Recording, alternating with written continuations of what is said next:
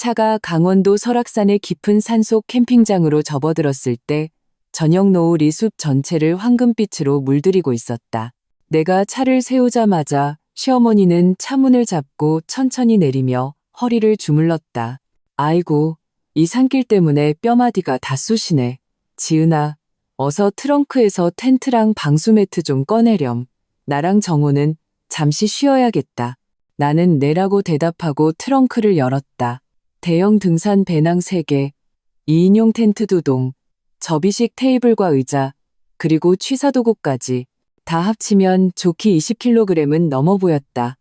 나는 이를 악물고 가장 무거운 텐트 가방을 들었다. 2걸음 떼자마자 팔이 시큰거렸다.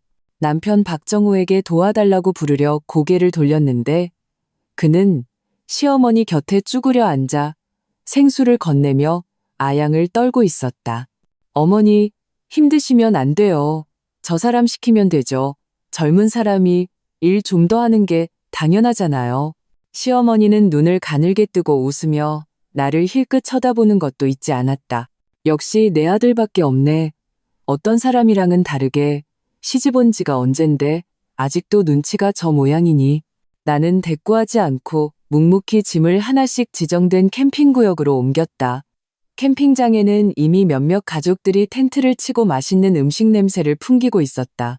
나는 바닥에 쭈그려 앉아 텐트 폴대를 조립하다가 금속 끝에 손가락을 베었다. 핏방울이 송골송골 맺혔다. 마침 정우가 다가왔다.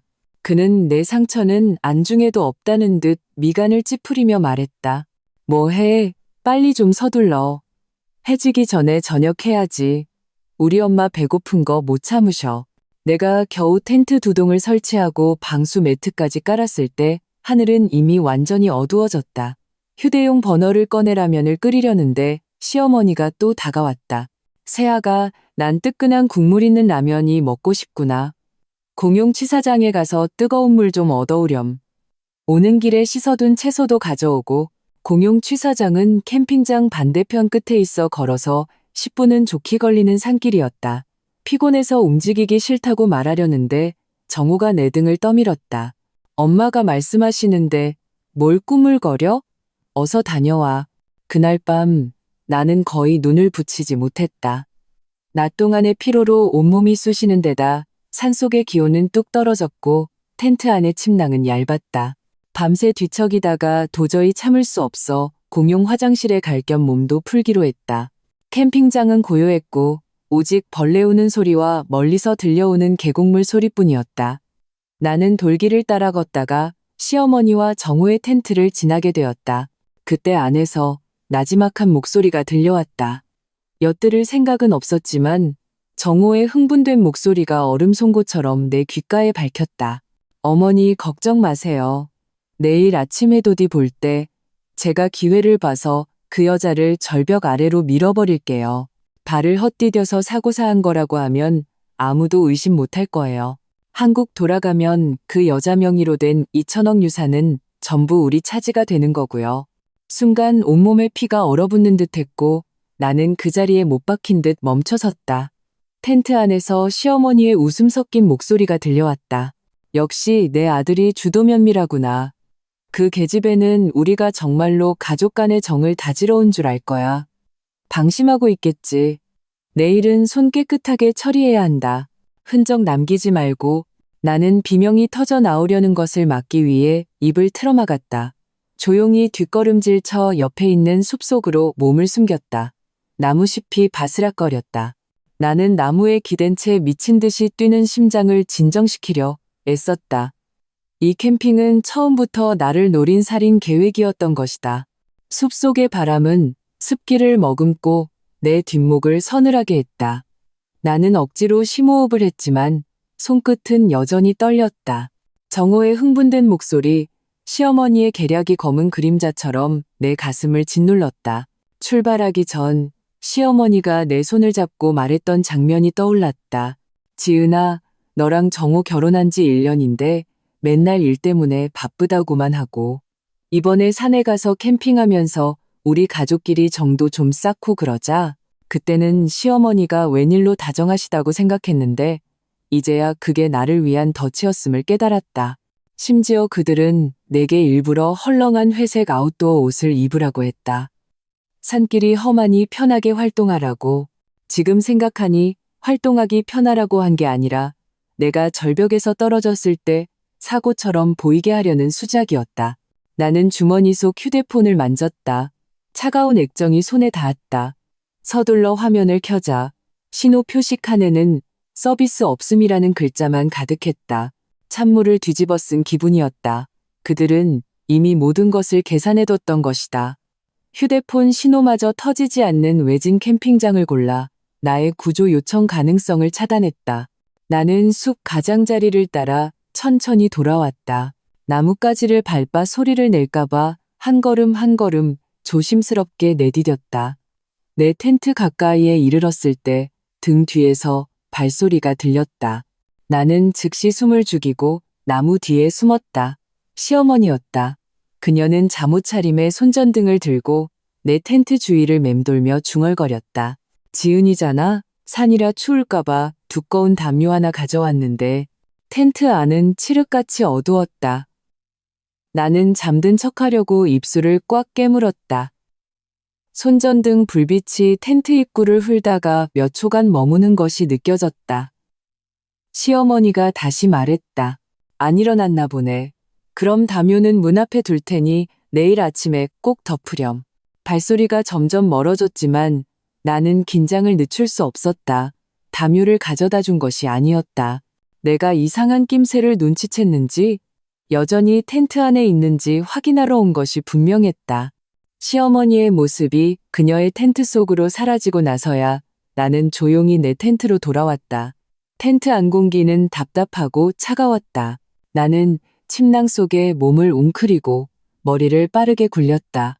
그들은 내일 아침 일찍 손을 쓸 것이다. 어떻게든 스스로를 구해야만 했다. 나는 배낭을 뒤져 모든 물건을 방수 매트 위에 쏟아냈다. 등산 스틱, 물병, 압축 비상식량, 다용도 멀티툴, 그리고 아버지가 출발 전에 쥐어주신 초소형 녹음기. 그때 아버지는 밖에 나가면 무슨 일이 생길지 모르니 이게 널 도와줄 거다라고 하셨다. 나는 아버지가 유난 떤다고 생각했었다. 하지만 이제 이것이 나의 유일한 희망이 되었다. 나는 녹음기를 꽉 쥐고 전원 버튼을 눌렀다. 붉은 표시등이 희미하게 켜졌다. 그때 텐트 밖에서 또다시 미세한 소리가 들려왔다. 나는 서둘러 녹음기를 침낭 안쪽에 숨기고 자는 척몸을 뒤척였다. 이번엔 정호였다. 그는 텐트 밖에 잠시 서 있다가 텐트 지퍼를 살짝 당겨보았다. 지퍼가 잘 잠긴 것을 확인하고 나서야 그는 돌아섰다. 나는 눈을 뜬 채 텐트 천장을 바라보았다. 동쪽 하늘이 희미하게 밝아올 때까지. 그 밤은 산속의 혹한보다 더 길고 혹독했다. 그리고 나는 이제부터 진짜 힘든 싸움이 시작될 것임을 직감했다. 날이 막 밝아올 무렵 텐트 밖에서 시어머니의 목소리가 들려왔다. 일부러 명랑한 척하는 목소리였다. 지은아, 어서 일어나렴. 우리 절벽에 가서 해돋이 봐야지. 여기 일출이 그렇게 아름답기로 유명하단다. 나는 침낭 속에 숨겨둔 녹음기를 만지작거리며 심호흡을 했다. 일부러 느릿느릿 텐트 문을 열었다. 정호는 이미 배낭을 다 챙긴 채였다. 내가 나오자마자 그는 다가와 살갑게 내 등산 배낭을 받아들었다. 여보, 내가 들어줄게. 절벽 가는 길이 험하니까 내 옆에 꼭 붙어 있어. 그의 손가락이 내 손목에 닿았을 때 나는 무의식적으로 손을 움츠렸다. 그의 눈에 순간 짜증이 스쳤지만 금세 표정을 감췄다. 시어머니는 앞서 걸으며 이따금 나를 돌아보며 웃으며 물었다. 세아가 어젯밤에 잘 잤니? 텐트 문 앞에 담요는 그대로 있던데 춥지는 않았고? 나는 신발끈을 고쳐 매는 척하며 고개를 숙였다. 그녀의 말 속에 담긴 떠보는 기색을 못 들은 척했다. 네, 잘 잤어요. 너무 피곤했는지 아침까지 푹 잤나 봐요. 담요는 못 봤네요. 절벽으로 가는 길은 생각보다 험했다. 온통 자갈 비탈길이었다. 정호는 내 옆에서 걸으며 은근슬쩍 나를 절벽 가장자리로 밀었다. 시어머니는 앞에서 길을 안내하다가 갑자기 멈춰서서 나를 돌아보았다. 지은아, 어젯밤에 혹시 이상한 소리 못 들었니? 나랑 정호는 한밤중에 숲에서 무슨 소리가 들리는 것 같던데 맹수라도 있을까봐 너 걱정 많이 했단다. 나는 가슴이 철렁했지만 그가 어젯밤에 밀담을 내가 들었는지 확인하려는 것임을 알았다. 나는 일부러 의아한 표정을 지었다. 아니요. 저 정말 깊이 잠들어서 아무 소리도 못 들었어요. 말을 하며 나는 일부러 발을 헛디디는 척몸을 옆으로 기울이며 옆에 있는 낮은 나무를 꽉 잡았다. 아야, 발목을 삔 것 같아요. 정호와 시어머니의 표정이 동시에 굳었다. 정호가 서둘러 다가와 나를 부축했다. 그의 목소리에는 감출 수 없는 조급함이 묻어났다. 왜 이렇게 조심성이 없어? 어서 일어나. 해돋이 시작하겠어. 나는 일부러 미간을 찌푸리며 아파서 죽겠다는 표정을 지었다. 안 되겠어요. 너무 아파서 걸을 수가 없어요. 두 분이라도 보고 오세요. 저는 캠핑장으로 돌아가 있을게요. 시어머니가 한 걸음 다가와 나를 잡아 끌려 하며 재촉했다. 이까짓 작은 상처는 좀 참으면 돼. 모처럼 왔는데 해돋이를 놓치면 안 되지. 나는 그 틈을 타 절벽에서 더 멀어지며 나무줄기를 꽉 붙잡았다. 정말 못 걷겠어요. 이러다 또 넘어지면 더 큰일 나요. 두 분 다녀오세요. 저는 천천히 캠핑장으로 돌아갈게요. 정호가 무언가 더 말하려 하자 시어머니가 그의 팔을 잡아 끌며 눈짓을 했다. 나는 시어머니의 입술이 움직이는 것을 보았다. 소리는 들리지 않았지만 입모양은 일단 캠핑장으로 돌아가 나중에 다시 방법을 생각하자 라고 말하는 것 같았다. 정호는 그제야 안심한 듯 걱정스러운 척 말했다. 그럼 조심해서 가. 우리도 해돋이 보고 바로 돌아갈게. 나는 두 사람이 절벽 쪽으로 돌아가 모퉁이 너머로 사라질 때까지 지켜보다가 그제야 나무를 잡고 있던 손을 천천히 놓았다. 방금 발목을 삔 것은 시간을 벌기 위한 나의 계책이었다. 하지만 그들이 결코 여기서 멈추지 않을 것임을, 캠핑장으로 돌아가면 새로운 위험이 기다리고 있을 것임을 나는 알고 있었다. 나는 길가의 덤불을 잡고 절뚝거리며 캠핑장으로 향했다. 혹시나 정호와 시어머니가 돌아볼까봐 한 걸음 한 걸음 고통스러운 표정을 지으며 연기를 계속했다. 캠핑장 텐트 구역에 막 도착했을 때 정호의 배낭이 내 텐트 문 앞에 놓여 있는 것을 보았다. 역시 그들은 해돋이를 보러 간 것이 아니었다. 나보다 먼저 캠핑장으로 돌아와 무언가를 꾸미려 했던 것이다. 나는 텐트 문을 열고 들어가자마자 지퍼를 걸어 잠갔다. 그리고 즉시 침낭 속에서 초소형 녹음기를 꺼냈다. 아까 산길에서 나는 몰래 녹음 버튼을 눌렀다. 시어머니와 정호의 대화, 그리고 내가 발목을 다쳤을 때의 그들의 반응이 모두 녹음되었을 것이다. 나는 녹음기를 배낭 가장 깊숙한 곳, 아버지가 특별히 만들어주신 비밀 주머니에 넣었다. 평소에 중요한 신분증을 넣어두는 곳이라 다른 사람은 절대 찾을 수 없었다. 막 정리를 끝냈을 때 텐트 밖에서 시어머니의 목소리가 들려왔다. 지은아, 안에 있니? 내가 구급상자 가져왔다. 발목 치료해 주려고. 나는 서둘러 자세를 고쳐 앉아 정말로 발목을 주무르는 것처럼 보이게 했다. 어머니, 들어오세요. 시어머니는 구급상자를 들고 들어와 텐트 안을 훑어보더니 마지막으로 내 배낭에 시선을 고정했다. 배낭은 왜 열어뒀니? 뭐 찾을 거라도 있었어? 나는 아무렇지 않은 척 배낭 지퍼를 올렸다. 아까 휴지 찾으려다가 못 찾아서 그냥 뒀어요. 시어머니는 쭈그려 앉아 구급상자를 열고 소독약과 거즈를 꺼냈지만 내 발목은 건드리지 않고 엉뚱한 것을 물었다. 아까 산에서 다른 사람은 못 만났지? 여기 워낙 외진 곳이라 낯선 사람이랑은 말 섞지 마라. 나는 그녀가 내가 다른 사람에게 무언가를 발설했을까봐 두려워한다는 것을 알아차렸다. 나는 고개를 저었다. 못 만났어요. 저 혼자 천천히 걸어왔어요. 그때 텐트 밖에서 발소리가 들렸다. 캠핑장 관리인 김 아저씨였다. 그는 순찰 기록부를 들고 지나가며 물었다. 정호 씨 부인, 발은 괜찮아요? 아까 정호 씨한테 발목을 삐었다고 들었는데 나는 눈이 번쩍 뜨여 김 아저씨에게 구해달라고 소리치려 했다. 하지만 시어머니가 갑자기 일어나 내 앞을 가로막고 김 아저씨에게 웃으며 말했다. 아유, 괜찮아요. 그냥 살짝 빈 거예요. 저희가 알아서 처리할 테니 신경 안 쓰셔도 돼요. 번거롭게 해드려 죄송합니다. 김 아저씨는 잠시 머뭇거리다가 고개를 끄덕였다. 그럼 무슨 일 있으면 언제든지 부르세요. 저 앞 관리소에 있을게요. 김 아저씨가 멀어지자 시어머니의 얼굴에서 미소가 순식간에 사라졌다. 그녀는 내게 다가와 목소리를 낮춰 위협적으로 말했다. 세아가, 내가 경고하는데 괜한 장께 부리지 마. 여긴 사방이 산이라 네가 목이 터져라 소리 질러도 아무도 널 도와주지 않을 거야. 나는 겁먹은 척 고개를 숙였지만 등 뒤에 숨긴 손으로는 다용도 멀티툴을 꽉 쥐고 있었다. 아까 배낭을 정리할 때 일부러 손이 닿기 쉬운 곳에 두었다. 시어머니는 내가 순순히 굴복하는 것을 보고 만족스럽게 콧방귀를 뀌었다. 나랑 정호는 뭐 좀 먹을 거 준비하러 갈 테니 텐트 안에 얌전히 있어. 함부로 돌아다니지 말고. 텐트 문이 열렸다가 다시 닫혔다. 나는 즉시 일어나 텐트 벽에 귀를 대고 밖의 동태를 살폈다.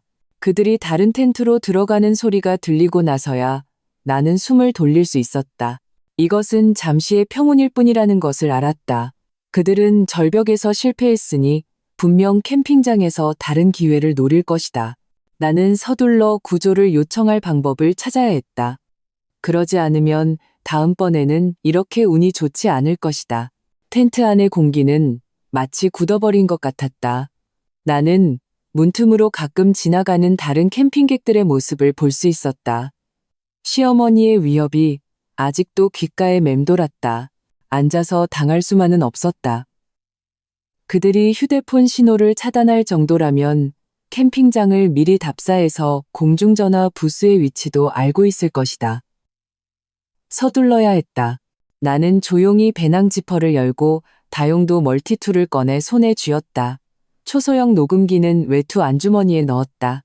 그리고 조심스럽게 텐트 문을 묶은 끈을 풀었다. 밖은 조용했다. 정우와 시어머니의 텐트에서는 희미한 말소리가 들려왔다. 다음 계획을 짜고 있는 것이 분명했다. 나는 허리를 숙이고 텐트 가장자리를 따라 캠핑장 입구 쪽으로 향했다. 어제 체크인할 때 보았던 공중전화 부스가 거기에 있었다. 몇 걸음 걷지 않았을 때 정우가 텐트에서 나오는 것을 보았다. 그는 내 물병을 들고 있었다. 나에게 물을 가져다 주려는 모양이었다. 나는 서둘러 큰 나무 뒤에 숨었다. 그가 내 텐트 문으로 다가가 문을 두드렸다. 지은아, 물 가져왔어. 안에서 대답이 없자 그는 문을 열고 안을 들여다보았다. 그의 얼굴이 순식간에 굳어졌다. 그는 곧장 캠핑장 입구 쪽으로 달려갔다. 나는 가슴이 철렁했다. 그가 내가 전화를 걸러갔다는 것을 눈치챈 것이 틀림없었다. 나는 발걸음을 재촉해 거의 뛰다시피 공중전화 부스로 달려갔다. 다행히 부스는 잠겨있지 않았다. 나는 문을 열고 들어가 수화기를 들고 아버지의 번호를 눌렀다. 전화가 연결되는 순간 나는 흥분해서 목소리가 떨렸다. 아빠, 정우랑 시어머니가 저를 해치려고 해요. 캠핑장에서 절 절벽 아래로 밀어서 제 유산 2천억을 가로채려고 해요. 말이 채 끝나기도 전에 전화 부스 문이 갑자기 열렸다. 정우가 뛰어들어와 수화기를 낚아채 바닥에 내동댕이 쳤다. 네가 감히 구조 요청을 해? 그는 살기등등한 눈으로 내 팔을 잡으려 했다. 죽고 싶어서 환장했구나. 나는 몸부림치며 피했고 손에 들고 있던 멀티툴이 바닥에 떨어지며 쨍하는 소리를 냈다. 정호는 그 틈을 타 내 손목을 잡았다. 뼈가 으스러질 듯한 힘이었다. 나랑 같이 돌아가. 안 그러면 지금 당장 널 절벽으로 끌고 갈 줄 알아. 나는 이를 악물고 무릎으로 그의 아랫배를 힘껏 찼다. 그는 아픔에 신음하며 손에 힘을 풀었다. 나는 그 틈을 타 도망치려 했지만 다시 머리채를 잡혀 텐트 쪽으로 질질 끌려갔다. 지나가던 몇몇 캠핑객들이 호기심 어린 눈으로 쳐다보았다. 정호는 즉시 억울한 표정을 지으며 말했다. 여러분, 오해하지 마세요. 제 아내가 토라져서 제가 달래서 데려가는 중입니다. 아무도 나서서 막지 않았다. 남의 집안일에 끼어들고 싶은 사람은 없었을 테니까. 나는 내 텐트로 끌려 돌아왔다. 그는 밧줄을 찾아 내 손목을 텐트 폴대에 묶었다. 그리고 문을 단단히 잠갔다. 여기 얌전히 있어. 이따가 엄마랑 와서 널 가야 할 곳으로 데려다 줄 테니. 텐트 문이 닫히고 순식간에 어둠이 나를 감쌌다. 나는 폴대에 기댄 채였다. 손목은 밧줄에 졸려 아팠지만 그것을 신경 쓸 겨를이 없었다. 방금 전에 전화가 다 끝나지는 않았지만 아버지는 분명 이상한 낌새를 눈치채셨을 것이다. 어쩌면 이미 나에게 연락할 방법을 찾고 계실지도 모른다. 나는 안주머니의 녹음기를 만져보았다. 다행히 정호에게 들키지 않았다. 이것이 나의 유일한 증거였다. 절대 잃어버리면 안 된다. 손목을 묶은 밧줄은 점점 더 조여왔고 피가 통하지 않아 손끝이 저릿했다. 나는 텐트 천장의 환기구를 바라보며 머리를 빠르게 굴렸다. 정우와 시어머니는 분명 오래 기다리지 않을 것이다. 그들이 돌아오기 전에 밧줄을 풀어야만 했다. 나는 몸을 움직여 묶인 손목을 옆에 있는 방수매트에 가져다 댔다. 손톱으로 매트 가장자리에 천을 긁어 밧줄을 끊어보려 했지만 천은 너무 질겨서 흰 자국만 남을 뿐이었다. 그때 공중전화 부스에 떨어뜨린 멀티툴이 생각났다. 아까 너무 급해서 그곳에 두고 왔다. 이제 유일한 희망은 배낭 안에 있는 물건들이었다. 나는 몸을 옆으로 돌려 묶이지 않은 손으로 배낭을 더듬어 열었다. 차가운 금속 물체가 손에 잡혔다. 등산 스틱의 버클이었다. 나는 서둘러 버클을 빼내 날카로운 가장자리로 조금씩 밧줄을 긁기 시작했다. 버클은 무뎌서 손바닥이 아팠지만 멈출 수 없었다. 밧줄을 긁을 때마다 텐트 밖에서 바람 소리가 들려왔고 정호와 시어머니가 갑자기 돌아올까봐 두려웠다. 마침내 탁 하는 소리와 함께 밧줄이 끊어졌다.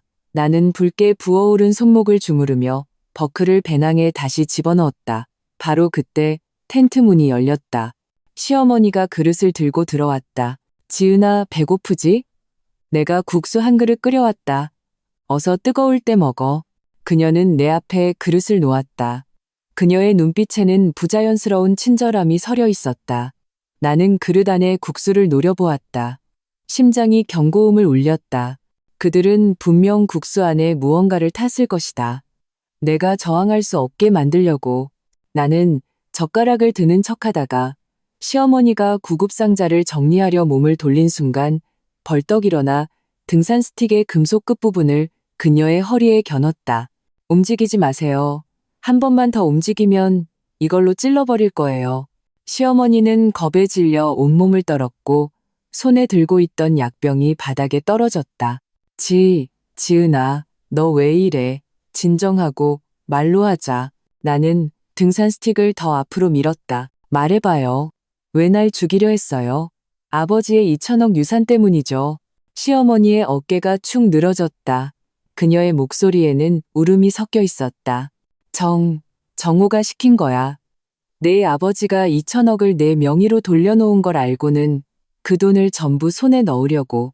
네가 죽기만 하면 그 돈이 자기 것이 되고 나도 노후 걱정 없이 살 수 있다고 했어. 어머니, 그 여자한테 그런 말을 왜 해요? 텐트 문이 발길질에 열리며 정호가 뛰어들어왔다. 내가 등산 스틱으로 시어머니를 위협하는 것을 보고 그의 눈이 충혈되었다.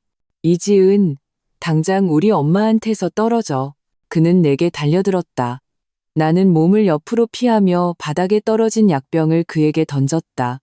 약병은 빗나갔지만 내가 반응할 시간을 벌어주었다. 나는 옆에 있던 접이식 의자를 집어 그의 다리를 향해 힘껏 내리쳤다. 정호는 윽소리를 내며 한쪽 무릎을 꿇었다. 나는 그 틈을 타 그의 등 뒤로 돌아가 등산 스틱으로 그의 팔을 휘감았다. 박정호, 이제 그만 연기해. 너랑 내 엄마가 날 죽이려고 모의하는 거 내가 다 녹음해뒀으니까. 정호는 발버둥치며 나를 돌아보았다. 그의 눈에는 살기가 가득했다. 녹음했으면 뭐? 여기서 내 말을 믿어줄 사람이 있을 것 같아? 그는 갑자기 힘을 주어 내게서 벗어나더니 내 안주머니에 있는 녹음기를 뺏으려 손을 뻗었다.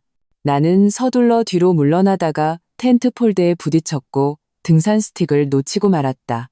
정호는 즉시 내게 달려들어 나를 누르고 내 목을 졸랐다. 오늘 내가 기어코 널 여기서 죽이고 말겠어. 나는 필사적으로 저항하며 바닥을 더듬었다. 마침내 침낭 아래 숨겨두었던 다용도 멀티툴이 손에 잡혔다. 아까 전화부스에서 돌아올 때 정호 몰래 주워왔던 것이다. 나는 멀티툴을 움켜쥐고 온 힘을 다해 정호의 팔을 그었다. 악! 정호는 고통에 찬 비명을 지르며 손을 놓고 뒤로 물러났다. 그의 팔 상처에서 피가 배어나와 재킷을 붉게 물들였다. 그는 내 손에 들린 멀티툴을 보며 믿을 수 없다는 표정을 지었다. 네가 감히 반항을 해? 나는 텐트 폴대를 잡고 일어섰다. 손에는 멀티툴을 꽉 쥐고 있었다. 이번에는 절대 그가 나를 해칠 기회를 주지 않으리라 다짐했다. 정호는 피 흘리는 팔을 감싸준 채 나를 잡아먹을 듯이 노려보았다. 그는 바닥에 있던 접이식 의자를 집어내게 던졌다. 나는 재빨리 시어머니를 잡아 끌며 옆으로 피했다. 의자는 쾅 하는 소리와 함께 텐트 폴대에 부딪혔고 금속 기둥이 휘어졌다. 엄마, 비켜요. 오늘 저 여자를 반드시 죽여야겠어. 정호는 울부짖으며 다시 달려들었다. 나는 시어머니를 그의 앞으로 밀었다. 그녀는 비틀거리며 정호에게 부딪혔고 두 사람은 엉켜 넘어졌다. 나는 그 틈을 타 텐트 문을 열고 밖으로 뛰쳐나갔다. 살려주세요. 사람이 사람을 죽이려 해요. 아침이라 캠핑장에는 사람이 많지 않았지만 몇몇 캠핑객들이 소리를 듣고 텐트에서 고개를 내밀었다. 무슨 일이에요?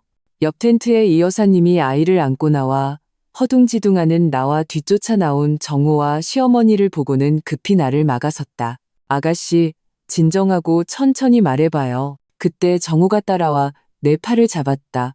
그는 이 여사님에게 해명했다. 아주머니, 별일 아니에요.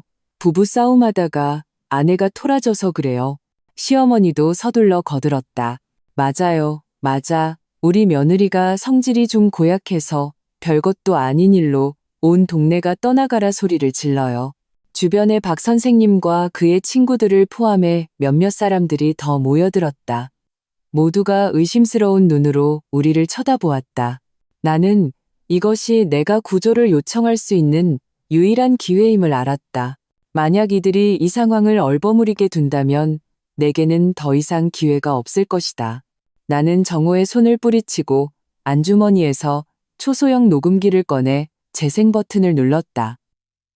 정호의 흥분된 목소리가 즉시 흘러나왔다.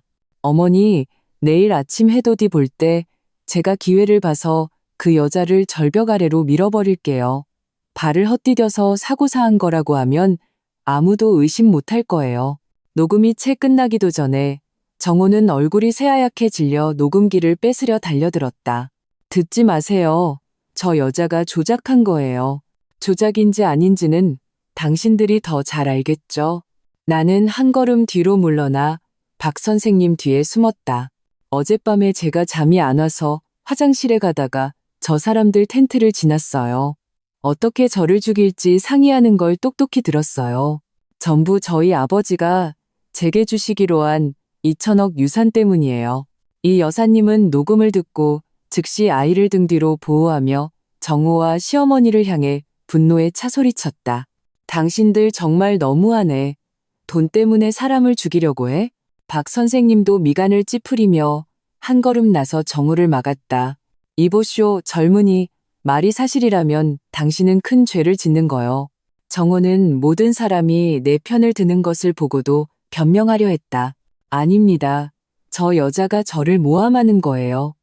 유산을 저한테 주기 싫어서.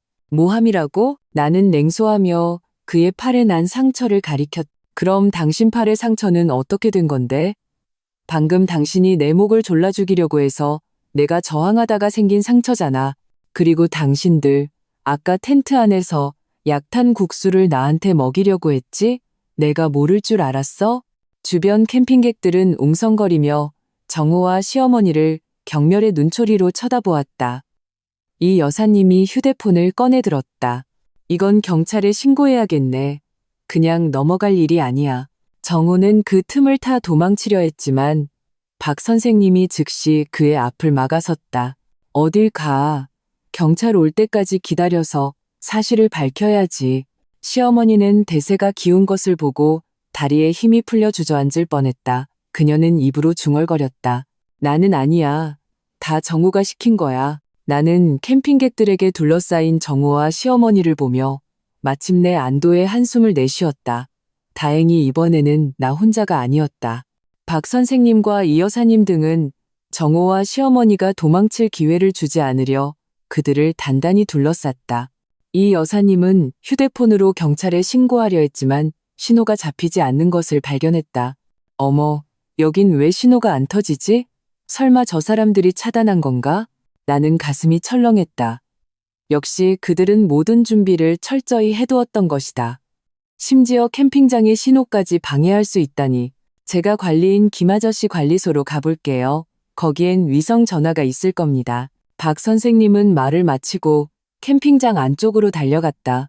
정호는 상황이 불리해지자 갑자기 발버둥치며 시어머니에게 소리쳤다. 엄마, 뭐해요? 어서 이 사람들 좀 밀쳐봐요. 우리 경찰한테 잡히면 다 끝장이야. 시어머니는 그의 말에 갑자기 힘을 얻은 듯 옆에 있던 이 여사님을 밀치려 했다. 이 여사님의 품에 안겨있던 아이가 놀라 울음을 터뜨렸다. 나는 서둘러 이 여사님을 부축하며 시어머니를 향해 날카롭게 말했다. 아이를 다치게 하지 마세요. 일이 이 지경까지 왔는데 더 저항해봤자 소용없어요. 시어머니는 잠시 멈칫했다. 울고 있는 아이를 보며 그녀의 눈빛이 흔들렸다.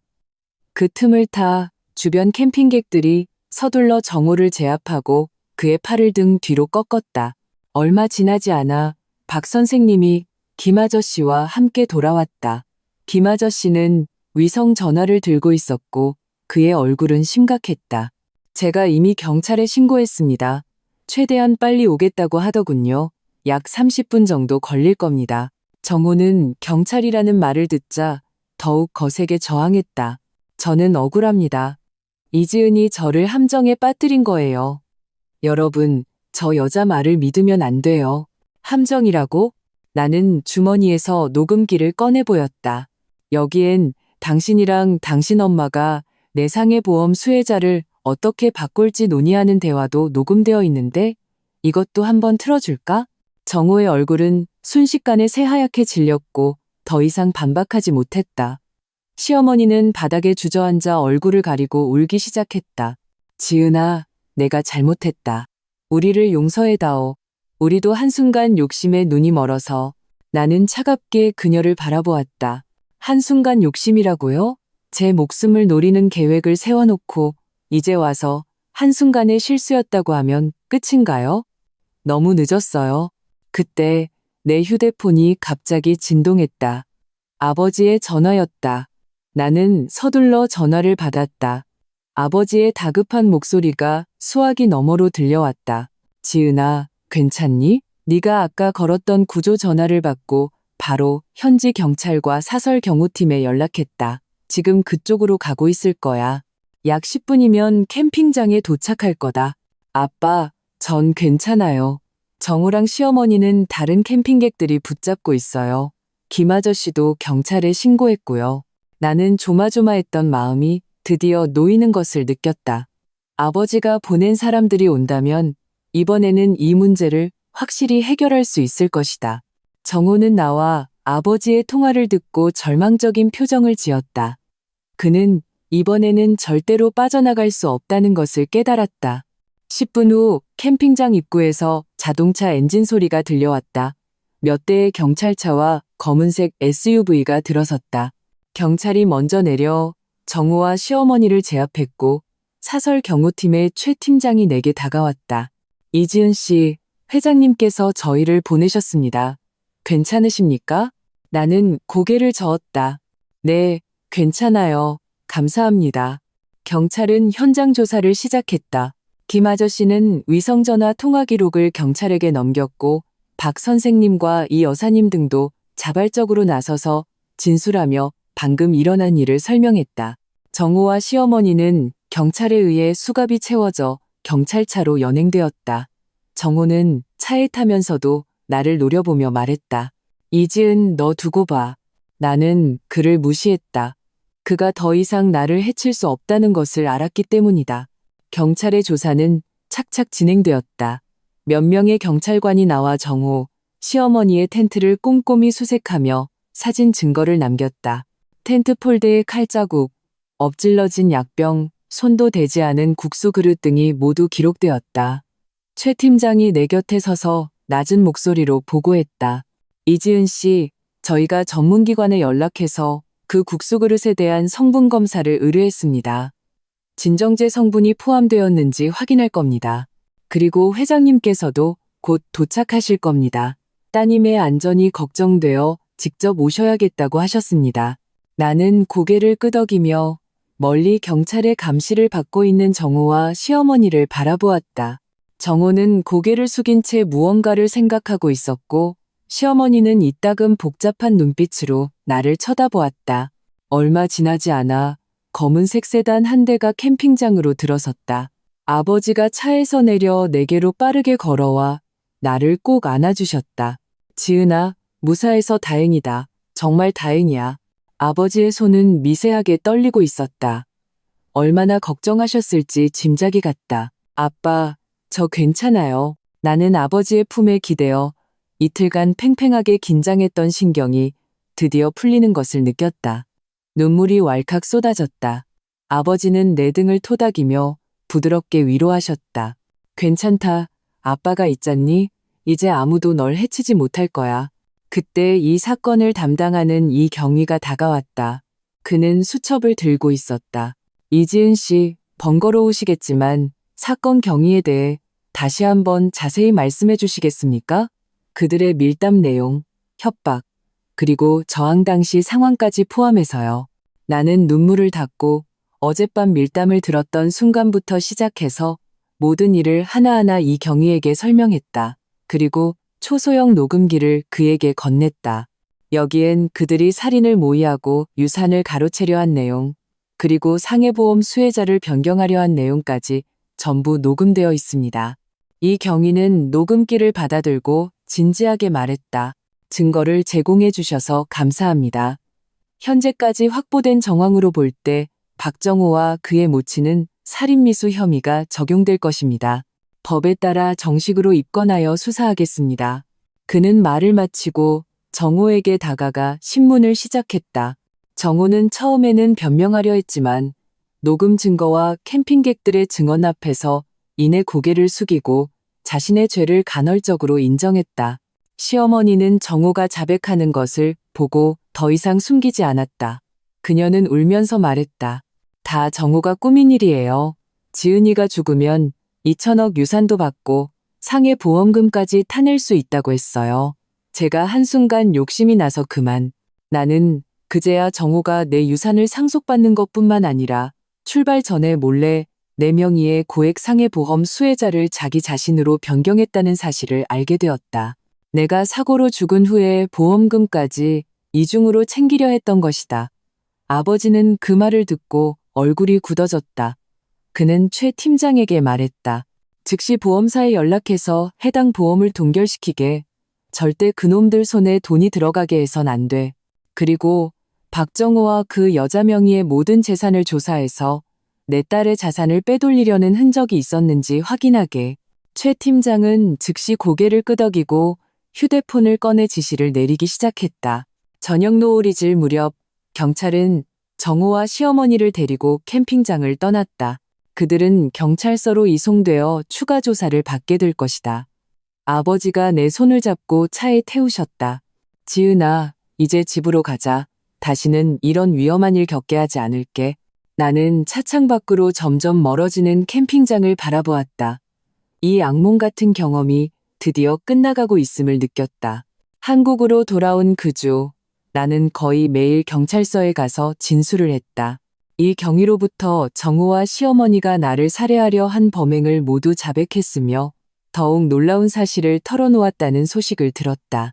그들은 캠핑을 떠나기 전에 이미 중개업자와 접촉해 내 명의로 된 고가의 강남 아파트를 헐값에 넘기려 했다는 것이다. 다만 서류에 내 서명이 필요했기 때문에 뜻을 이루지 못했다고 했다. 아버지는 이 사실을 알고 즉시 변호인단을 투입하여 정호와 시어머니 명의의 모든 은행 계좌, 부동산, 주식을 동결시켰다. 동시에 정호에게 양도하려 했던 아버지 회사 지분 5%의 증여 계획도 철회했다. 그것은 아버지가 원래 우리 결혼기념일에 그에게 주려 했던 깜짝 선물이었다. 지금 생각하니 미처 절차를 밟지 않은 것이 천만다행이었다. 3주 후 법원에서 재판이 열렸다.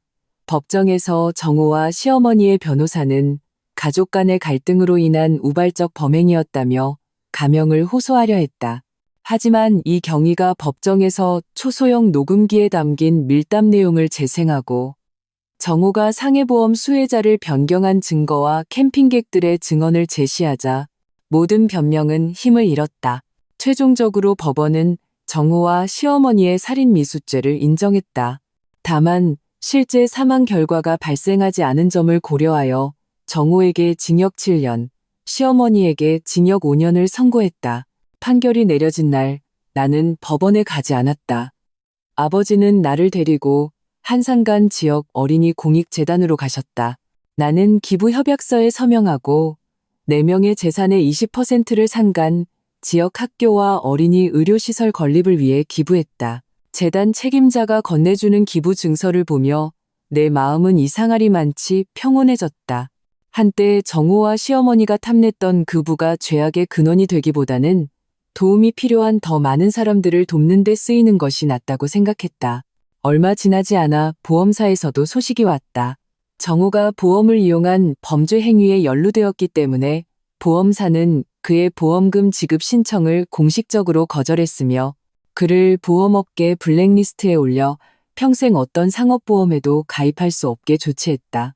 그날 오후 나는 집 서재에 앉아 창밖에 햇살이 책상 위로 쏟아지는 것을 보고 있었다. 아버지가 문을 두드리고 들어오시더니 서류 한 부를 내미셨다. 지은아, 이건 박정호와 그 여자 명의 재산 처분 보고서다. 그들의 부동산과 예금은 이미 경매에 붙여졌고 그 수익금은 네가 캠핑 중에 입은 손해를 배상하고 남은 금액은 모두 네가 후원하던 공익 프로젝트에 기부했다. 나는 서류를 받아 몇 장 넘겨본 후 덮었다.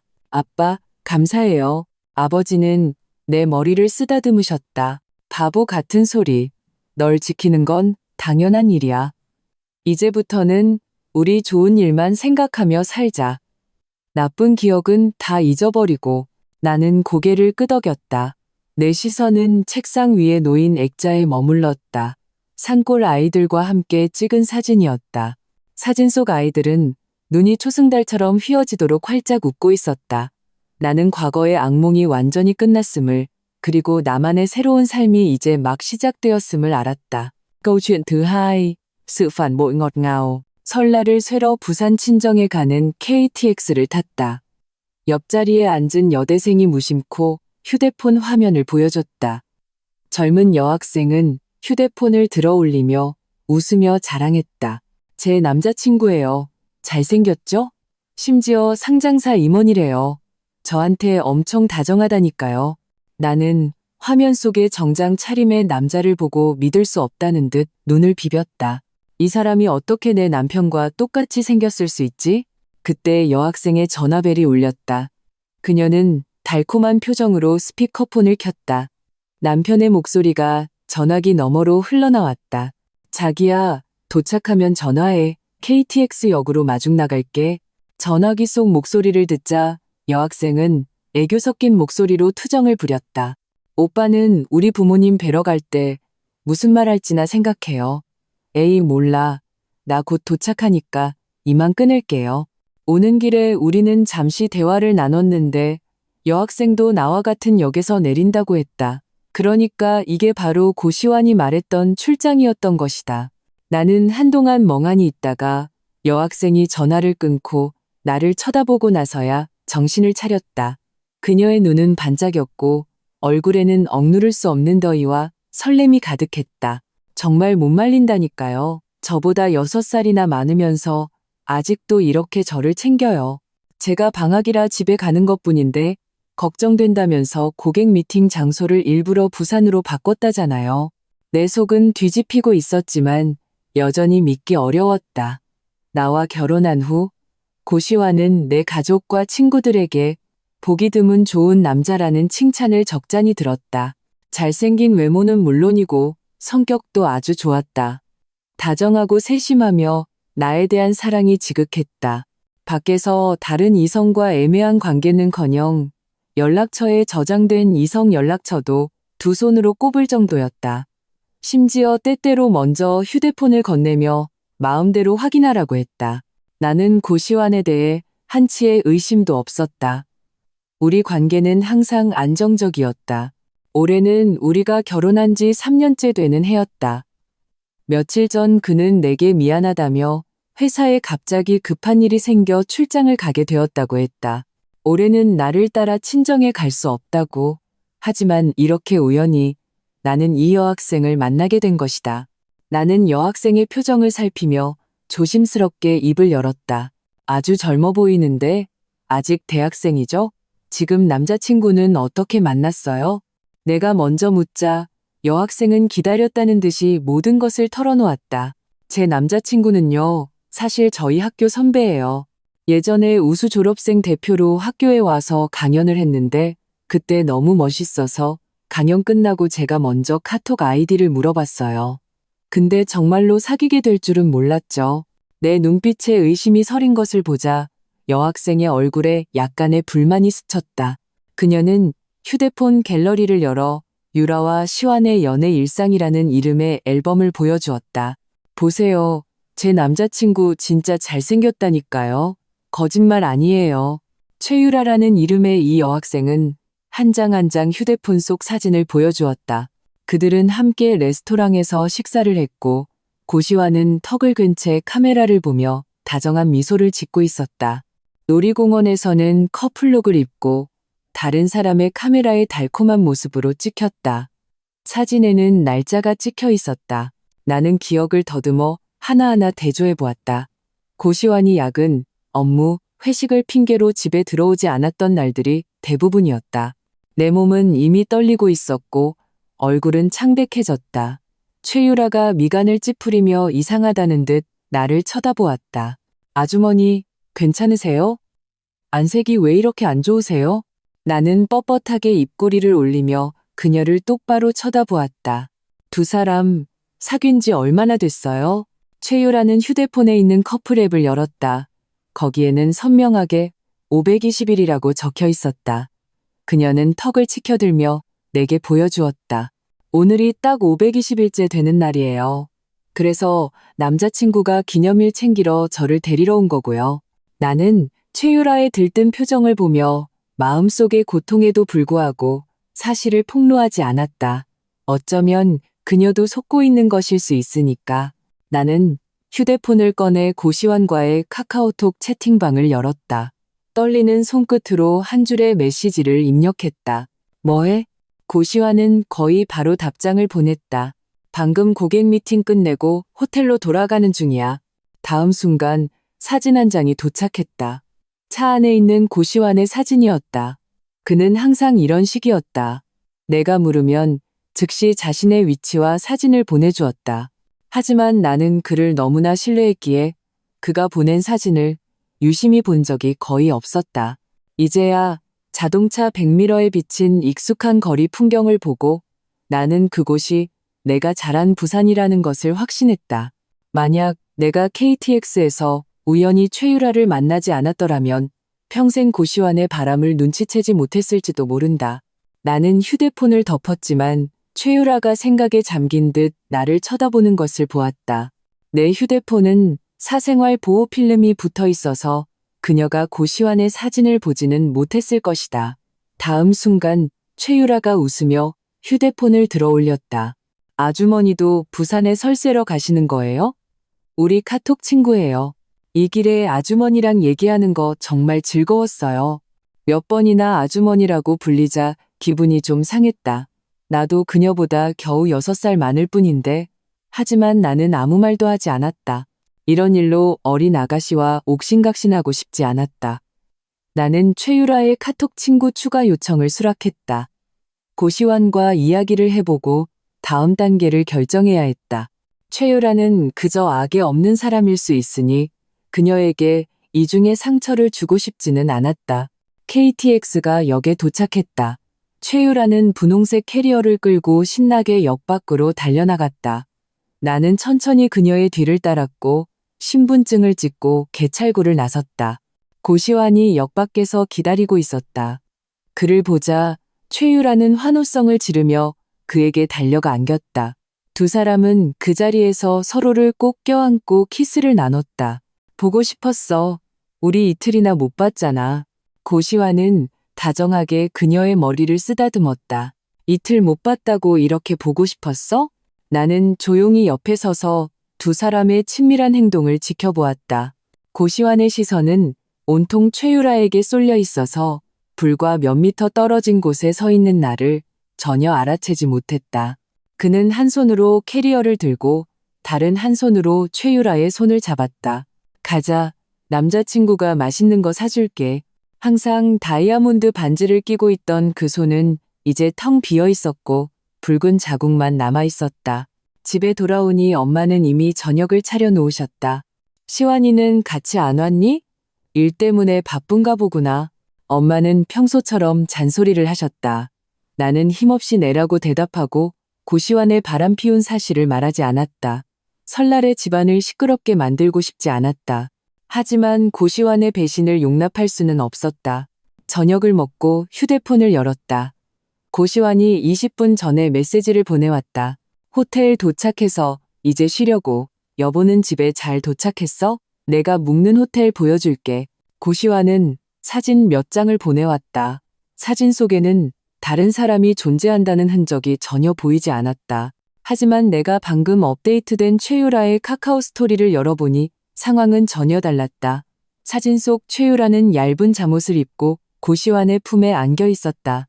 고시환은 막 샤워를 마친 듯 몸에 목욕 타월만 두르고 있었다. 집에 왔지만 남자친구랑 호텔에 있어요. 내일 아침 또 못 일어나겠네. 유유. 이 게시물은 몇 분 전에 올라온 것이었다. 나는 휴대폰을 들고 고시환에게 영상통화를 걸었다. 전화벨이 한참 울리다가 황급히 끊겼다. 나는 무표정하게 다시 통화 버튼을 눌렀다. 이번에는 전화가 금방 끊겼다. 5번째인지 6번째인지 모를 통화 버튼을 눌렀을 때 영상통화가 마침내 연결되었다. 화면 속에서 고시환은 상의를 벗은 채였고 가슴이 호흡에 따라 상하로 움직였다. 누가 봐도 막 격렬한 운동을 한 후의 모습이었다. 그는 숨을 헐떡이며 약간 부자연스러운 미소를 지었다. 왜 그래, 여보? 나 방금 자고 있어서 전화 못 받았어. 나는 담담한 목소리로 말했다. 벌써 자? 오늘 고객 만나느라 너무 피곤해서. 고시환은 하품하는 신용을 했다. 여보, 나 너무 졸려서. 별일 없으면 그냥 잘게. 나는 아무 말도 하지 않았지만 전화를 끊지도 않았다. 맞은편에서 비닐 포장지가 뜯어지는 미세한 소리가 들려왔다. 화면 속 고시환의 안색이 갑자기 변하며 나지막이 신음했다. 그는 휴대폰을 더 높이 들었다. 그의 눈에는 스스로도 눈치채지 못한 정욕이 서려 있었다. 여보. 고시환의 목소리는 무언가를 억누르는 듯 약간 쉬어 있었다. 별일 없으면 끊을게. 나는 고시환의 이마에 땀이 맺히고 시선이 자꾸 아래로 향하는 것을 보았다. 이미 참을성이 바닥난 것이 분명했다. 나는 옅은 미소를 지으며 아주 평온한 목소리로 말했다. 그래, 그럼 바쁜 일 봐. 전화가 끊겼다. 나는 고시환이 휴대폰을 내려놓고 최유라와 함께 있을 모든 장면을 상상할 수 있었다. 마음속에서 날카로운 통증이 느껴졌다. 오늘에서야 나는 내가 완벽하다고 믿었던 결혼 생활이 처음부터 끝까지 한낱 웃음거리였다는 것을 깨달았다. 나와 고시환은 대학 졸업하던 해에 만났다. 그때 그는 아직 인턴이었고 나도 디자인 어시스턴트로 일하고 있었다. 우리는 쉐어하우스 룸메이트였고 매일 몇 번씩 마주쳤다. 고시환은 요리를 잘했지만 나는 주방에서는 젬병이었다. 친해진 후 고시환은 요리할 때 일부러 1인분을 더 만들고는 내 방문을 두드리곤 했다. 음식을 너무 많이 만들었는데 같이 먹을래요? 당시 고시환의 얼굴은 앳됐고 나를 볼 때마다 얼굴이 붉어졌다. 그 어색했던 시절 우리는 서로를 돌보며 함께 노력했다. 몇 년 사이에 그는 대기업의 임원이 되었고 가족의 도움을 받아 이 번화한 도시에 집을 샀다. 나도 나의 노력과 재능으로 작은 디자인 어시스턴트에서 회사의 디자인 총괄이 되었다. 우리도 일찌감치 혼인신고를 하고 작지 않은 결혼식을 올렸다. 결혼한 지 몇 년이 지나도 고시환은 우리의 모든 기념일을 기억했고 정성껏 선물을 준비했다. 나도 주방 젬병에서 그가 좋아하는 몇 가지 요리를 만들 수 있게 되었다. 친구들은 종종 우리가 결혼한 지 이렇게 오래되었는데도 고시환이 나를 보는 눈빛은 여전히 첫사랑에 빠진 청년 같다고 말했다. 우리 사이에는 권태기가 없는 것 같았다. 하지만 나는 몰랐다. 우리의 소위 사랑이라는 것이 500여일 전부터 이미 썩어 문드러지고 있었다는 것을. 나는 아무것도 모른 채였다. 위가 경련을 일으켰다. 나는 배를 움켜쥐고 침대에 누웠다. 너무 괴롭고 너무 울고 싶었다. 고시환, 왜 나한테 이런 짓을 한 거야? 얼마나 지났을까? 나는 슬픔에서 겨우 벗어나 휴대폰을 들었다. 영상통화에서 고시환은 분명히 나를 여보라고 불렀다. 그렇다면 최유라는 고시환이 기혼자라는 것을 알고 있었던 것이다. 나는 최유라와의 채팅방을 열고 메시지를 작성하기 시작했다. 최유라 씨, 안녕하세요. 다시 제 소개를 할게요. 저는 고시환의 아내입니다. 네, 당신이 남자친구라고 부르는 그 고시환 씨요. 우리 얘기 좀 해야 할 것 같네요. 메시지를 보낸 지 잠시 후 최유라가 답장했다. 죄송하지만 저는 당신과 할 얘기가 없다고 생각하는데요. 오늘 KTX에서 사실 당신을 한눈에 알아봤어요. 카톡 친구 추가도 제가 일부러 한 거고요. 시환 오빠 와이프가 얼마나 대단한 사람인가 했는데 그냥 늙은 아줌마였네요. 오늘 밤 당신도 들었겠지만 시환 오빠가 저를 얼마나 사랑하는지 이제 아셨겠죠? 최유라의 당당한 답장에 나는 냉소를 지었다. 역시 최유라는 처음부터 내가 누구인지 정확히 알고 있었다. 친구 추가도 일부러 한 것이고 카카오 스토리도나 보라고 올린 것이었다. 당신처럼 앞날이 창창한 학생이 왜 굳이 남의 가정에 끼어들어 상간녀 노릇을 하는 거죠?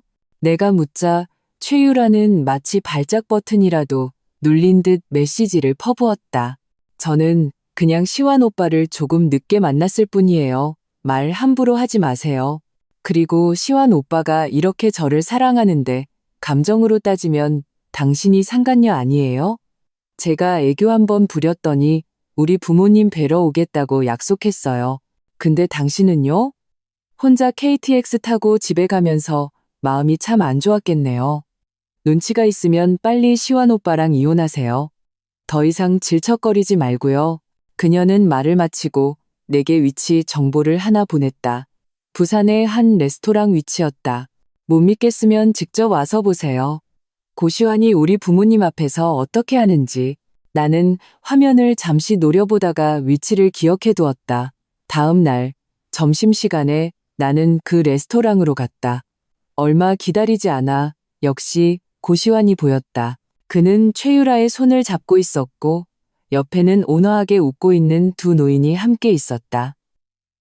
최유라의 부모님인 것 같았다. 고시환은 두 노인에게 먼저 문을 열어주고 손에는 값비싼 선물 상자를 들고 있었다. 그는 걸으면서 무언가 말했고 두 노인은 입이 귀에 걸릴 듯 웃었다. 나는 휴대폰을 들어 이 모든 것을 촬영했다. 그와 최유라의 모든 친밀한 작은 행동들까지.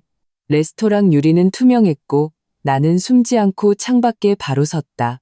고시환은 최유라와 그녀의 가족들과 대화하며 부지런히 술을 따랐다. 무심코 그의 시선이 창밖으로 향했고 내 시선과 정면으로 마주쳤다.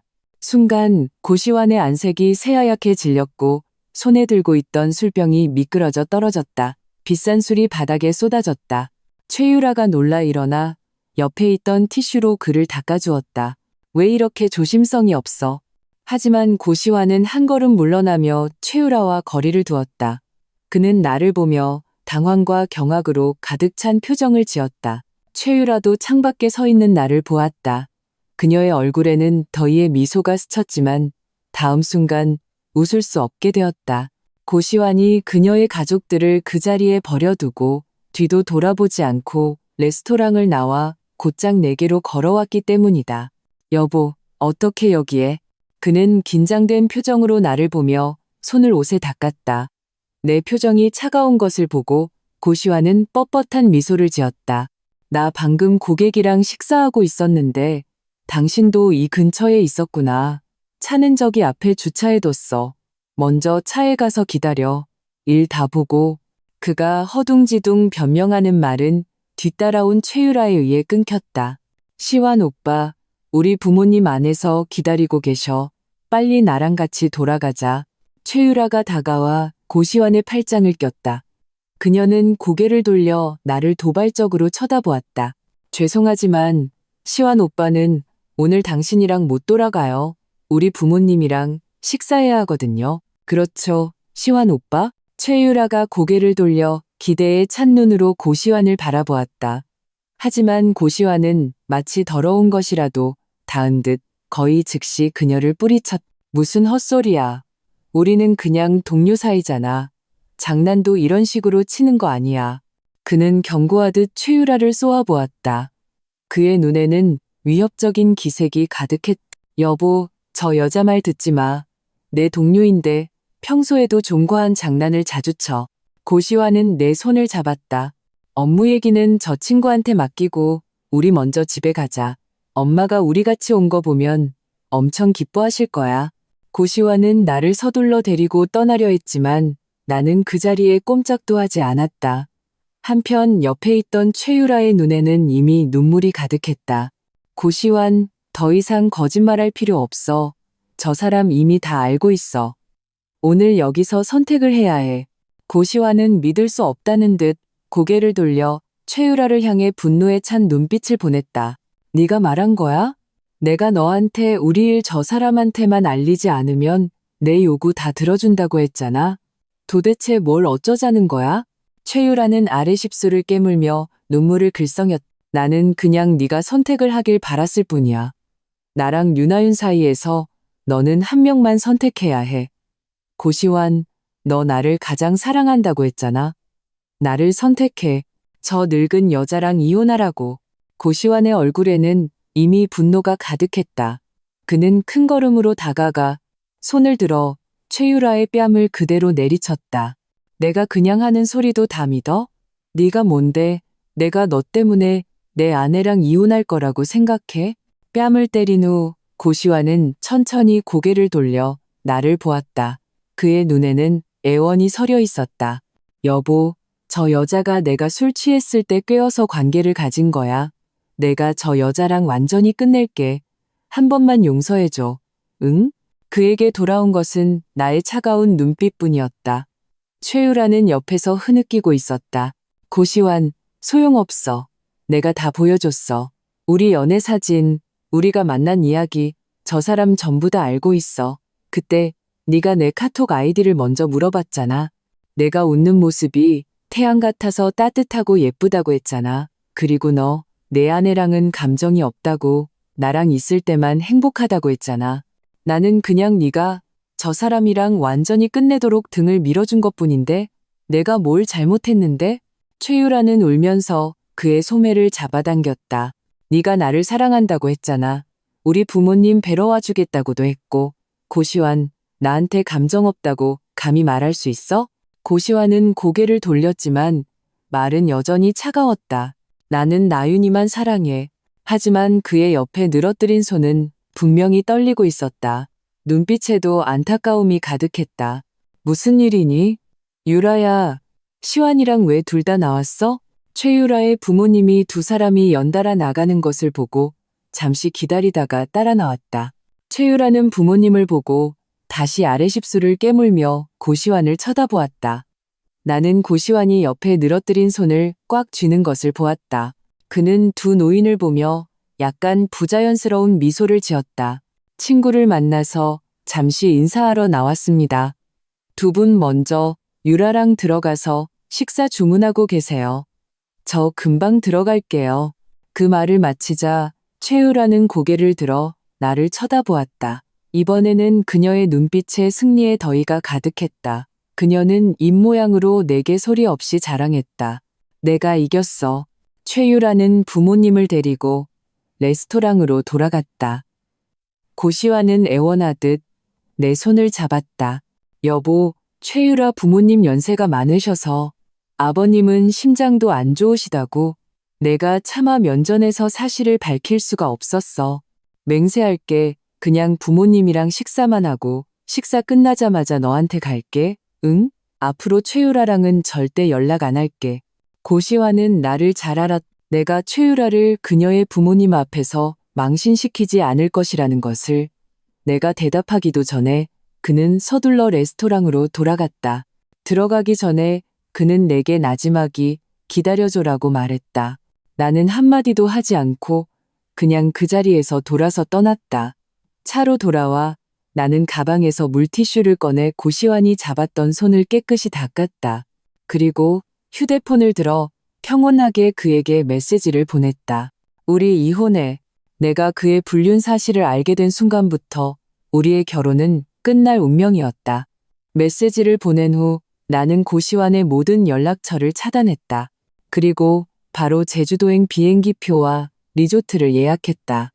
고시환의 방해를 받지 않기 위해 나는 부모님을 모시고 바로 제주도로 가서 설을 보냈다. 하지만 나는 최유라를 차단하지 않았다. 오히려 그녀가 나를 자극하기 위해 일부러 올린 친밀한 사진들을 모두 저장했다. 변호사에게 제출할 증거로. 최유라는 어리석게도 이틀이 멀다 하고 내게 사진을 잔뜩 보내왔다. 심지어 영상까지. 영상은 그녀가 몰래 촬영한 것이었다. 휴대폰은 은밀한 곳에 숨겨져 있었다. 화면 속 고시환은 최유라를 품에 안고 부드럽게 달래고 있었다. 오늘 내가 일부러 너 때린 거 아니야. 그냥 나윤이 앞에서 보여주기 식으로 한 거야. 왜 그렇게 나랑 나윤이 이혼하는 거에 집착해? 우리 지금 이대로도 좋잖아. 만약 나윤이가 이 일을 회사에 알려서 소문나면 내 부하 직원들이 나를 어떻게 보겠어? 좀 착하게 굴면 안 될까? 며칠 후에 나랑 같이 나윤이 앞에 가서 네가 그냥 내 동료라고 해명해줘. 유라야, 나는 정말 너 좋아해. 최유라는 그의 품에 안겨 무심코 휴대폰을 숨긴 방향을 힐끗 보았다. 그녀의 눈가는 약간 붉어져 있었다. 나도 이러고 싶지 않아. 하지만 내 뱃속의 아이를 아빠 없이 키울 수는 없잖아.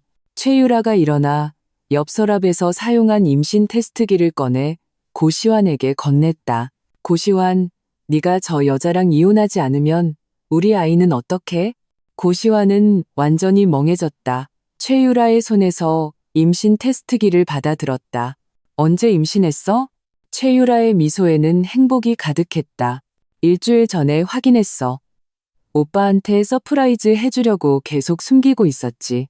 그녀는 고시환의 손을 잡았다. 시환 오빠, 왜 나윤이랑 이혼 안 하는 거야? 내가 저 여자보다 젊고 예쁘고 이제 내 아이까지 가졌잖아. 말해두는데 이 아이 나는 꼭 낳을 거야. 만약 나보고 지우라고 하면 네 회사에 찾아가서 네 동료들한테 네가 나버렸다고 다 알릴 거야. 최유라는 그의 품에 앉아 애교 섞인 투정으로 고시환의 어깨를 쳤다. 고시환은 그녀의 등에 손을 얹고 가볍게 토닥였다. 걱정 마. 이 아이 네가 낳고 싶으면 낳아. 내가 지우라고 안 할게. 다만 이혼은 작은 일이 아니야. 나랑 나윤이는 결혼한 지 3년이나 됐고 헤어지려면 협의해야 할 것들이 너무 많아. 나한테 시간 좀 줄 수 있겠어?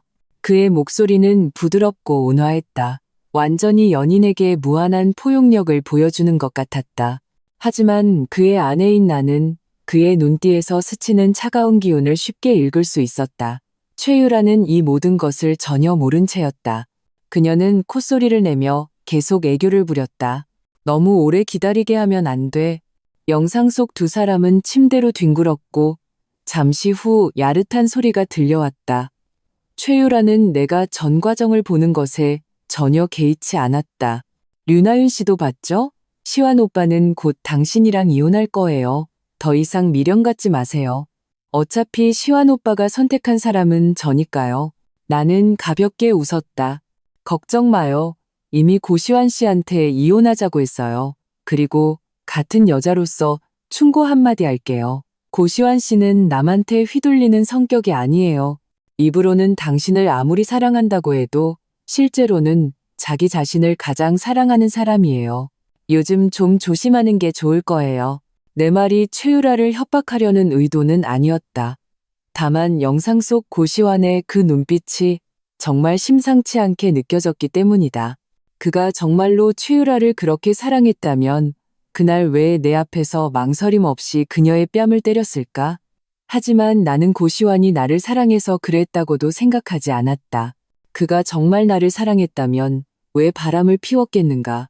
하지만 최유라는 내 말을 들으려 하지 않았다.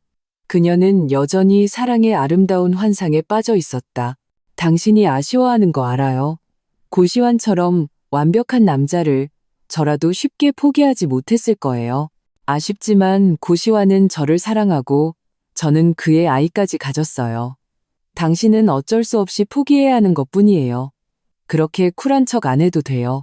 나는 최유라와는 말이 통하지 않는다고 판단하고 더 이상 입을 열지 않았다. 증거 수집은 끝났고 나는 그녀도 차단 목록에 추가했다. 제주도에서 나는 부모님과 즐거운 설 연휴를 보냈다. 집에 돌아갈 준비를 할 때 나는 고시환과의 일을 두 분께 솔직하게 털어놓았다.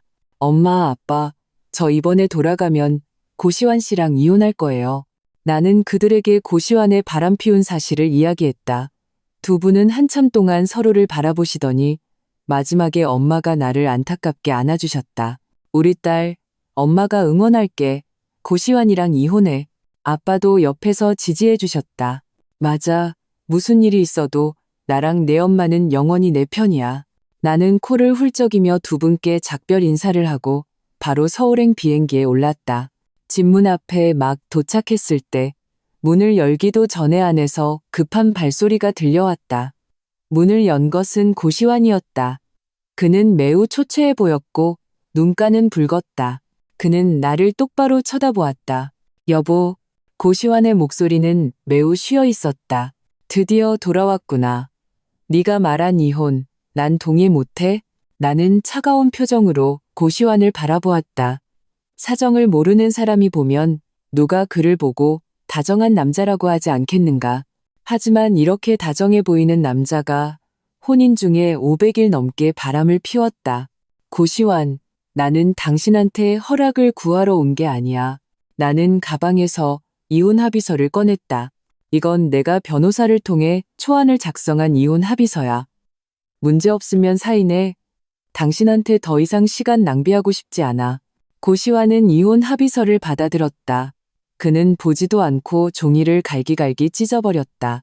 다음 순간 고시환은 나를 죽을 듯이 껴안았다. 안 돼. 나는 절대 이혼에 동의 못해. 여보, 내가 이미 잘못했다고 했잖아. 최유라 쪽도 내가 빨리 정리할게. 제발 나한테 한 번만 더 기회를 줘. 나는 힘겹게 그의 품에서 벗어나 몇 걸음 물러섰다. 차갑게 고시환을 바라보았다. 고시환은 억지로 미소를 지었다. 네가 최유라 때문에 화난 거 알아. 나를 버리지 못하는 거지. 맞지? 여보, 최유라가 너한테 임신했다고 말했지? 나는 평온한 표정으로 조금도 놀라는 기색을 보이지 않았다. 고시환의 눈에 깨달음이 스쳤다. 역시 그 여자가 가만히 있지 않을 줄 알았어. 나윤아, 걱정 마. 내가 빨리 그 여자 아이 처리할게. 그리고 그 여자랑도 깨끗하게 끝낼 거야. 나는 더 이상 아무 말도 하지 않고 그에게 명함 한 장을 건넸다. 고시환 씨, 이후의 일은 내가 선임한 변호사랑 얘기하세요. 우리 사이에서 잘못한 사람은 당신이야. 앞으로 당신이 최유라랑 어떻게 되든 나는 관심 없어. 나는 원래 고시환에게 이 말을 하러 돌아온 것이었다. 말을 마치고 나는 곧장 집으로 들어가 더 이상 고시환을 상대하지 않았다. 간단하게 내 짐을 챙기고 뒤도 돌아보지 않고 떠났다.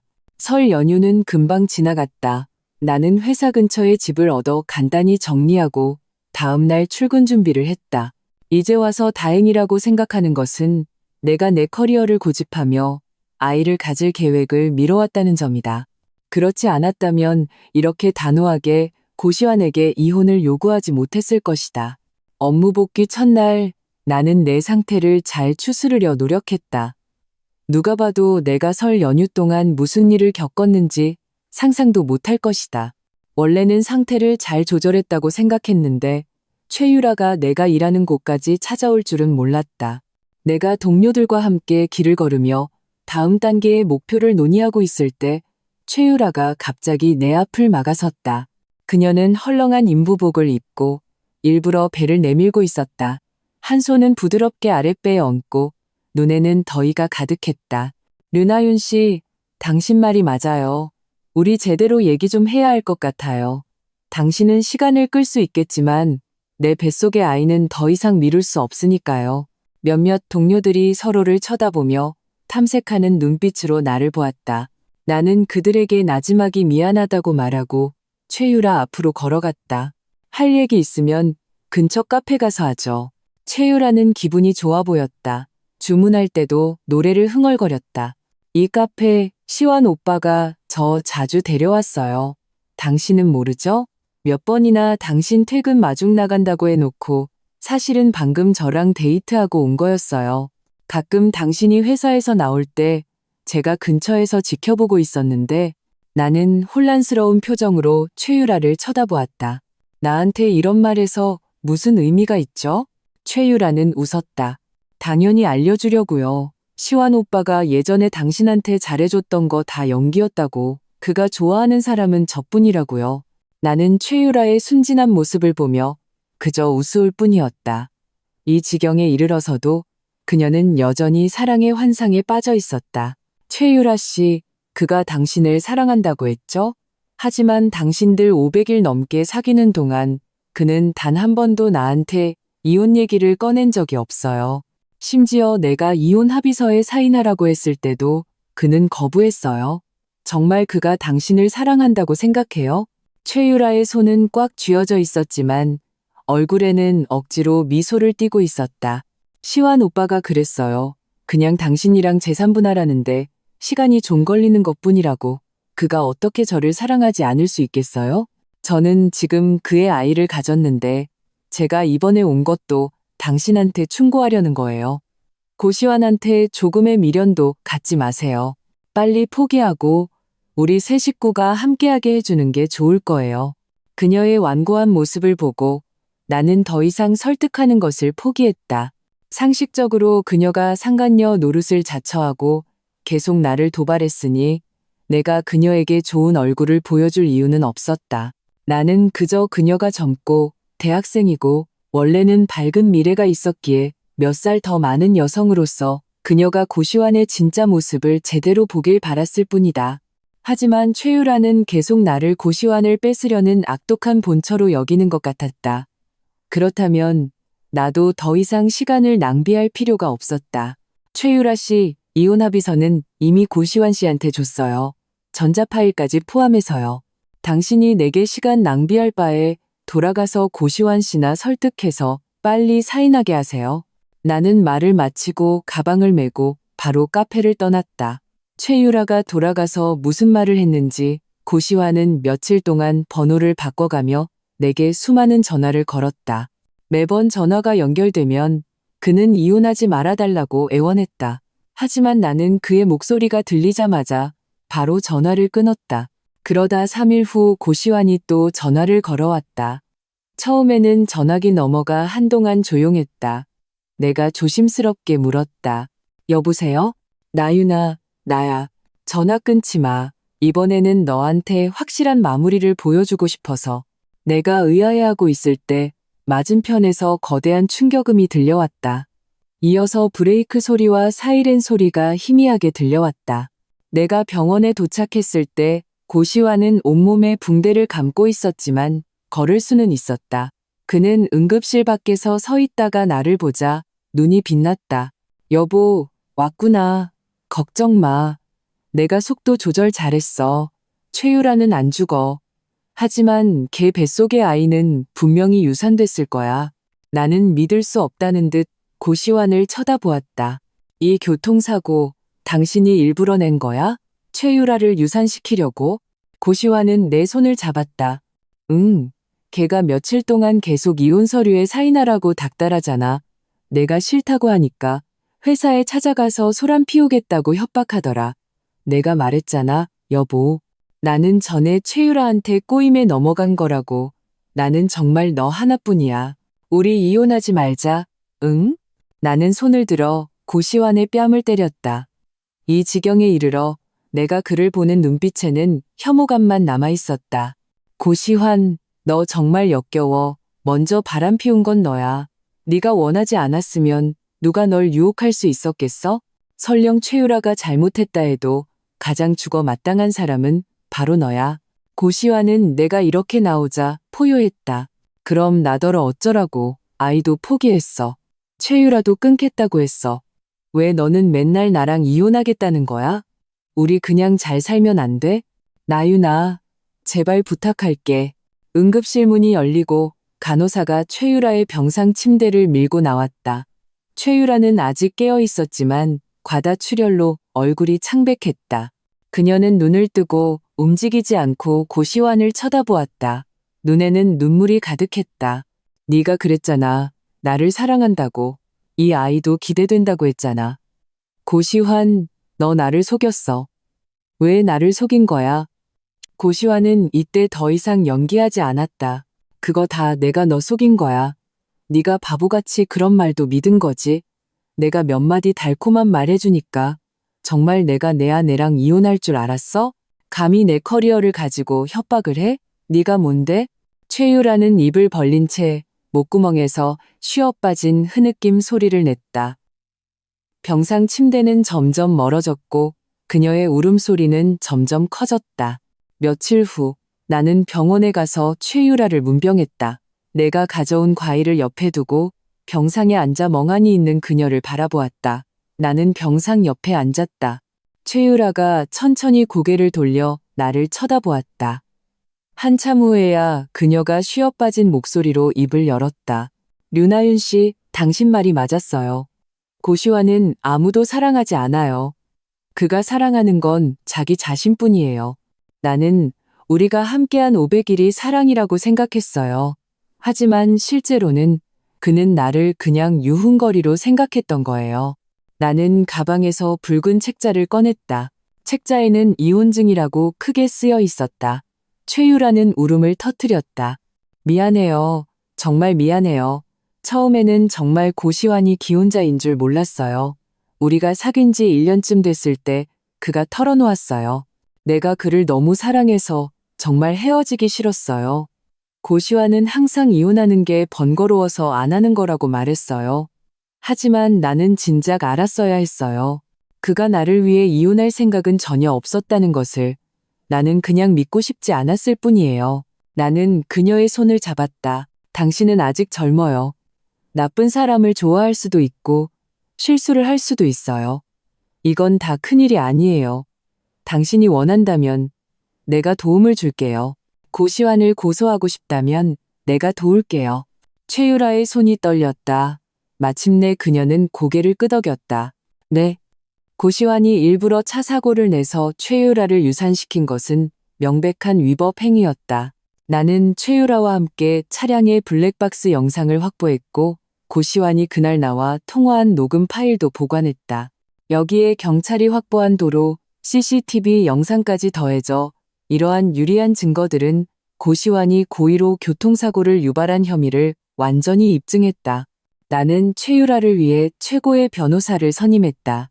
고시환은 최종적으로 살인 미수죄로 죄질이 나쁘다는 점이 인정되어 징역 8년을 선고받았다. 나도 순조롭게 이혼 증명서를 받았고 유리한 재산 분할을 받았다. 사건이 중대했기 때문에 이 일은 뉴스에 보도되었다. 최유라는 학교에서 사람들의 입에 오르내리는 중심이 되었다. 그녀는 부모님의 도움으로 휴학계를 냈고 정신과 의사에게 상담 치료도 받았다.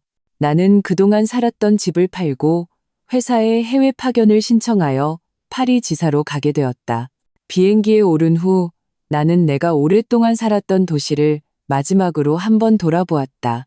과거는 이미 지나갔다. 나는 미래가 더 나을 것이라고 믿는다.